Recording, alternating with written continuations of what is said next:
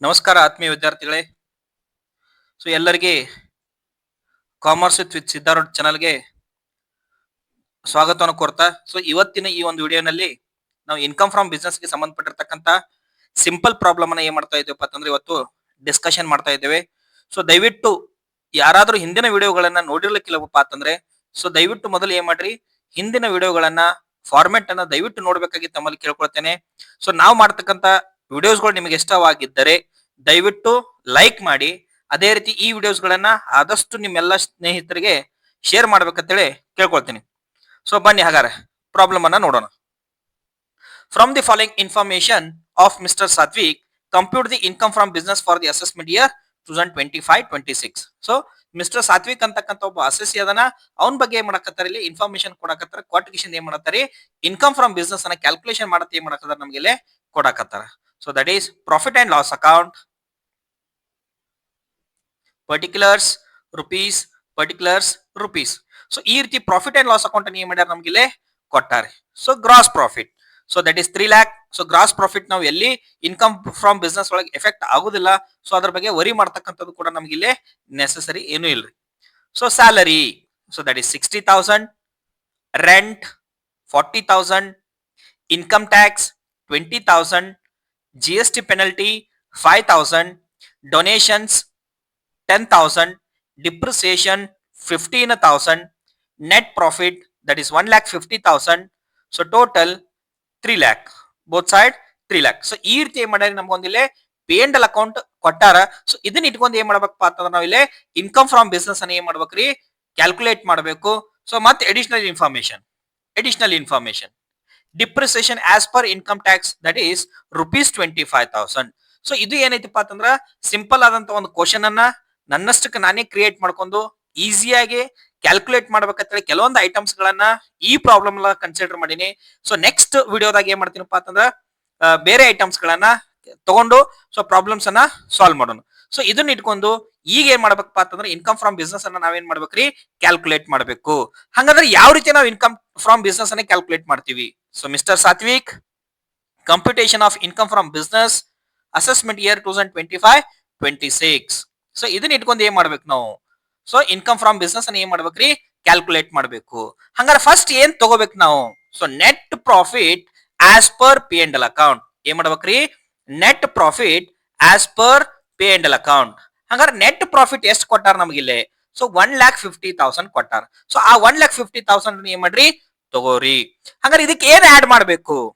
ಡಿಸ್ಅಲೋವೇಬಲ್ expenses ಗಳನ್ನ add ಮಾಡ್ಬೇಕು. ಏನ್ ಆಡ್ ಮಾಡ್ಬೇಕ್ರಿ? ಡಿಸ್ಅಲೋವೇಬಲ್ ಎಕ್ಸ್ಪೆನ್ಸಸ್ ಗಳನ್ನ ಆಡ್ ಮಾಡ್ಬೇಕು. ಹಂಗಾರೆ ಈ ಕ್ವಶನ್ ದಾಗ ಇರತಕ್ಕಂತ ಡಿಸ್ಅಲೋವೇಬಲ್ ಎಕ್ಸ್ಪೆನ್ಸಸ್ ಗಳನ್ನ ಯಾವುವು? ಅವುಗಳನ್ನ ಏನ್ ಮಾಡ್ಬೇಕ್ರಿ, ಇಲ್ಲಿ ನಾವು ತಗೋಬೇಕು. ಹಂಗಾರ 1 by 1 ಈ ಪ್ರಾಫಿಟ್ ಅಂಡ್ ಲಾಸ್ ಅಕೌಂಟ್ ಕೊಟ್ಟಿರ್ತಕ್ಕಂಥ 1 by 1. ಫಸ್ಟ್ ಏನ್ ಕೊಟ್ಟಾರಿ? ಸ್ಯಾಲರಿ ಇದು ಏನಪ್ಪಾ ಅಂತಂದ್ರ ಅಲೋವೇಬಲ್ ಎಕ್ಸ್ಪೆನ್ಸಸ್. ಇದನ್ನ ನಾವ್ ಏನ್ ಮಾಡ್ತೀವಪ್ಪ ಅಂತಂದ್ರೆ ಇಲ್ಲಿ ಆಡ್ ಮಾಡಕ ಬರುದಿಲ್ಲ. ಅದೇ ರೀತಿ ರೆಂಟ್ ಎಷ್ಟು ಕೊಟ್ಟಾರಿ? 40,000. 40,000 ಕೂಡ ಏನಪ್ಪಾ ಅಂತಂದ್ರೆ ಇದು ಅಲೋವೇಬಲ್ ಎಕ್ಸ್ಪೆನ್ಸಸ್. ಇಲ್ಲಿ ಮೂರನೇ ಐಟಮ್ ಏನ್ ಕೊಟ್ಟಾರ ನಮಗ? ಇನ್ಕಮ್ ಟ್ಯಾಕ್ಸ್ ಕೊಟ್ಟಾರ. ಇನ್ಕಮ್ ಟ್ಯಾಕ್ಸ್ ಏನಪ್ಪಾ ಅಂತಂದ್ರೆ ಇದು ಡಿಸ್ಅಲೋವೇಬಲ್ ಎಕ್ಸ್ಪೆನ್ಸಸ್. ಡಿಸ್ಅಲೋವೇಬಲ್ ಎಕ್ಸ್ಪೆನ್ಸಸ್ ಗಳನ್ನ ಏನ್ ಮಾಡ್ಬೇಕ್ರಿ, ಇಲ್ಲಿ ಆಡ್ ಮಾಡಬೇಕು. ಹಂಗಾರೆ ಇನ್ಕಮ್ ಟ್ಯಾಕ್ಸ್ ಎಷ್ಟು ಕೊಟ್ಟಾರಿ? ₹20,000 ಏನ್ ಮಾಡ್ಯಾರಪ್ಪ ಅಂತಂದ್ರೆ ಇನ್ಕಮ್ ಟ್ಯಾಕ್ಸ್ ಅಮೌಂಟ್ ಅನ್ನ ಕೊಟ್ಟಾರ.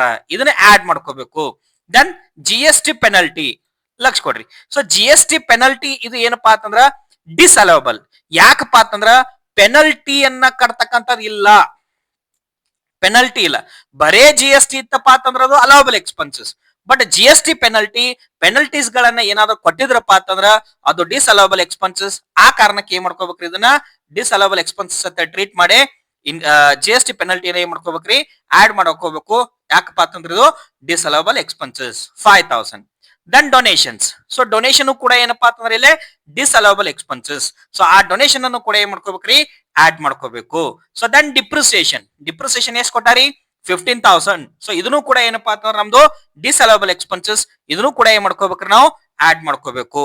ಹಂಗಾರ ನೆಟ್ ಪ್ರಾಫಿಟ್ ಏನ್ ಮಾಡ್ಕೋಬೇಕ್ರಿ, ಇವೆಲ್ಲ ಅಮೌಂಟ್ಸ್ ಗಳನ್ನ ಆಡ್ ಮಾಡ್ಕೋಬೇಕು. 1,50,000, ದೆನ್ 20,000, 5,000, 10,000, 15,000. ಆಡ್ ಮಾಡಿದ ತಕ್ಷಣ ಎಷ್ಟು ಬರ್ತೈತ್ರಿ ಅಮೌಂಟ್? 2 lakh. ಎಷ್ಟು ಬರ್ತೈತ್ರಿ? 2 lakh. ನೆಟ್ ಪ್ರಾಫಿಟ್ ಏನ್ ಮಾಡಿದೀವಿ? ಡಿಸ್ಅಲೋವೇಬಲ್ ಎಕ್ಸ್ಪೆನ್ಸಸ್ ಗಳನ್ನ ಆಡ್ ಮಾಡಿದೀವಿ. ಡಿಸ್ಅಲೋವೇಬಲ್ ಎಕ್ಸ್ಪೆನ್ಸಸ್ ಗಳು ಯಾವಪ್ಪ ಅಂತಂದ್ರ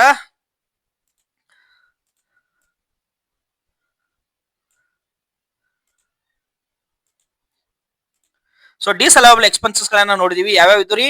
ಇನ್ಕಮ್ ಟ್ಯಾಕ್ಸ್ ಇತ್ತು, GST penalty, so then donations, depreciation. So ಇದನ್ನ ಆದ ತಕ್ಷಣ ಏನ್ ಮಾಡ್ಬೇಕ್ರಿ ನಾವು?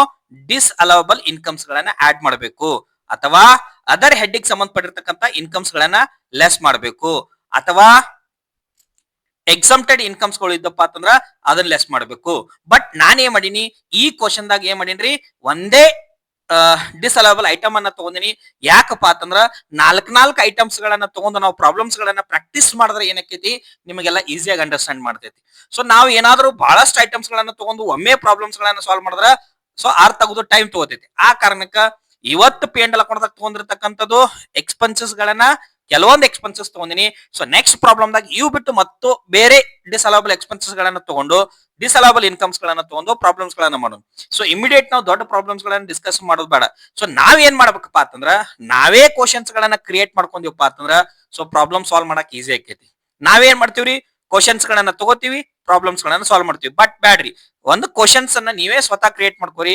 ಕ್ರಿಯೇಟ್ ಮಾಡ್ಕೊಂಡ್ರಪ್ಪ ಅಂತಂದ್ರ ಪ್ರಾಬ್ಲಮ್ ಸಾಲ್ವ್ ಮಾಡಕ ನಿಮ್ಗೆ ಈಸಿ ಆಕೈತಿ. ಹಂಗಾರ depreciation as per income tax ಎಷ್ಟಿದ್ರಿ? 25,000. ಬಟ್ P&L ಅಕೌಂಟ್ ದಾಗ ಎಷ್ಟು ಕೊಟ್ಟಿದ್ರು ಅವರು? 15,000. ಇದು ಡಿಸಲವಬಲ್ ಎಕ್ಸ್ಪೆನ್ಸಸ್ ಇತ್ತು. ಸೊ ಇದು ಆಕ್ಚುಲಿ ಇನ್ಕಮ್ ಟ್ಯಾಕ್ಸ್ ರೂಲ್ ಪ್ರಕಾರ ಎಷ್ಟಾಗಿದೆ ಡಿಪ್ರಿಸಿಯೇಷನ್? 25,000.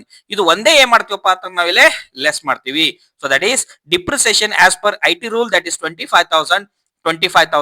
ಸೊ 2 lakh ಒಳಗೆ 25,000 ತೆಗೀರಿ. ಸೊ 1,75,000. ಸೊ ಈ 1,75,000 ಏನಪ್ಪಾ ಅಂತಂದ್ರೆ ನಮ್ದು ಇನ್ಕಮ್ ಫ್ರಮ್ ಬಿಸ್ನೆಸ್. ಏನ್ರದು? Income from business. ಸೊ ನಾವು ತಗೊಂಡಿರ್ತಕ್ಕಂಥದ್ದು ಇವತ್ತಿನ ಪ್ರಾಬ್ಲಮ್ ಸಿಂಪಲ್ ಪ್ರಾಬ್ಲಮ್ ಐತಿ. ಸೊ ಸಿಂಪಲ್ ಪ್ರಾಬ್ಲಮ್ ನ 4-5 ಐಟಮ್ಸ್ ಗಳನ್ನ ಅಷ್ಟೇ ಕನ್ಸಿಡರ್ ಮಾಡೀನಿ. ಸೊ ಇದು ಏನಕ್ಕೆಪ್ಪ ಅಂತಂದ್ರೆ ನಿಮ್ಗೆ ಎಕ್ಸಾಮಿನೇಷನ್ 5 ಮಾರ್ಕ್ಸ್ ಗಿರೆ ಕೇಳ್ಬೋದು, ಅಥವಾ 10 ಮಾರ್ಕ್ಸ್ ಗಿರೆ ಕ್ವಶನ್ ಅನ್ನ ಏನ್ ಮಾಡ್ತಾನ್ರಿ, ಕಂಪಲ್ಸರಿ ಕೇಳ್ತಾನ. ಸೊ ದಯವಿಟ್ಟು ನಾ ಎಲ್ಲಾ ವಿದ್ಯಾರ್ಥಿಗಳಲ್ಲಿ ಒಂದು ರಿಕ್ವೆಸ್ಟ್ ಏನಪ್ಪಾ ಅಂತಂದ್ರ, ಸಿಂಪಲ್ ಪ್ರಾಬ್ಲಮ್ಸ್ ಗಳನ್ನ ನೀವಷ್ಟಕ್ಕೆ ನೀವೇ ಫಾರ್ಮೆಟ್ ಅನ್ನ ನೋಡಿದ ತಕ್ಷಣ ಕೆಲವೊಂದು ಐಟಮ್ಸ್ ಗಳನ್ನ ತಗೊಂಡು ಕ್ವಶನ್ಸ್ ಗಳನ್ನ ನೀವೇ ಕ್ರಿಯೇಟ್ ಮಾಡ್ಕೊರಿ. ಕ್ರಿಯೇಟ್ ಮಾಡ್ಕೊಂಡು ಸಾಲ್ವ್ ಮಾಡಿದ್ರಪ್ಪ ಅಂತಂದ್ರ ಬಹಳಷ್ಟು ಈಸಿಯಾಗಿ ನಿಮಗೆ ಪ್ರಾಬ್ಲಮ್ಸ್ ಗಳು ಏನಕ್ಕೆ ಅವರಿಲೆ ಅಂಡರ್ಸ್ಟ್ಯಾಂಡ್ ಆಕೈತಿ. ಸೊ ಇವತ್ತಿನ ಈ ಒಂದು ವಿಡಿಯೋದ ನಾ ಏನ್ ಮಾಡಿದಪ್ಪ ಅಂತಂದ್ರ ಕೆಲವೊಂದಿಷ್ಟು ಐಟಮ್ಸ್ ಗಳನ್ನ ಕನ್ಸಿಡರ್ ಮಾಡಿ ಪ್ರಾಬ್ಲಮ್ಸ್ ಗಳನ್ನ ಏನ್ ಮಾಡೀನಿ, ಸಾಲ್ವ್ ಮಾಡೀನಿ. ಸೊ ಈ ಪ್ರಾಬ್ಲಮ್ ನಿಮಗೆ ಏನಾದ್ರೂ ಅಂಡರ್ಸ್ಟ್ಯಾಂಡ್ ಆಗಿತ್ತಪ್ಪ ಅಂತಂದ್ರ ಲೈಕ್ ಬಟನ್ ಅನ್ನ ಒತ್ತಿರಿ. ಅದೇ ರೀತಿ ನಿಮ್ಮ ಸ್ನೇಹಿತರಿಗೆ ಎಲ್ಲರಿಗೂ ಕೂಡ ಏನ್ ಮಾಡ್ರಿ, ಈ ವಿಡಿಯೋಸ್ ಅನ್ನ ಶೇರ್ ಮಾಡ್ರಿ. ಸೊ ನೆಕ್ಸ್ಟ್ ವಿಡಿಯೋದಾಗ ಏನ್ ಮಾಡ್ತೀನಪ್ಪ ಅಂತಂದ್ರ ನಾನು ಬೇರೆ ಐಟಮ್ಸ್ ಗಳನ್ನ ತಗೊಂಡು ಪ್ರಾಬ್ಲಮ್ ಅನ್ನ ಸಾಲ್ವ್ ಮಾಡ್ತೀನಿ. ಅದರ ನಂತರ ನಿಮ್ ಕ್ವಶನ್ ಪೇಪರ್ ಒಳಗೆ ಇರತಕ್ಕಂತ ಕ್ವಶನ್ಸ್ ಗಳನ್ನ ತಗೊಂಡು ಏನ್ ಮಾಡ್ತೀನಿ, ಪ್ರಾಬ್ಲಮ್ಸ್ ಗಳನ್ನ ಸಾಲ್ವ್ ಮಾಡ್ತೀನಿ. ಸೊ ಇಲ್ಲಿವರೆಗೆ ಈ ವಿಡಿಯೋಸ್ ಅನ್ನ ನೋಡಿದ್ದಕ್ಕಾಗಿ ತಮಗೆ ತುಂಬ ಹೃದಯದ ಧನ್ಯವಾದಗಳು. ದಯವಿಟ್ಟು ಈ ವಿಡಿಯೋಸ್ ಅನ್ನ ಲೈಕ್ ಮಾಡಿ, ಅದೇ ರೀತಿ ಶೇರ್ ಮಾಡ್ರಿ.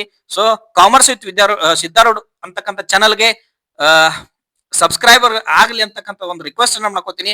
ದಯವಿಟ್ಟು ಸಬ್ಸ್ಕ್ರೈಬ್ ಮಾಡ್ರಿ, ಅದೇ ರೀತಿ ಲೈಕ್ ಮಾಡ್ರಿ, ಶೇರ್ ಮಾಡ್ರಿ. ಧನ್ಯವಾದಗಳು.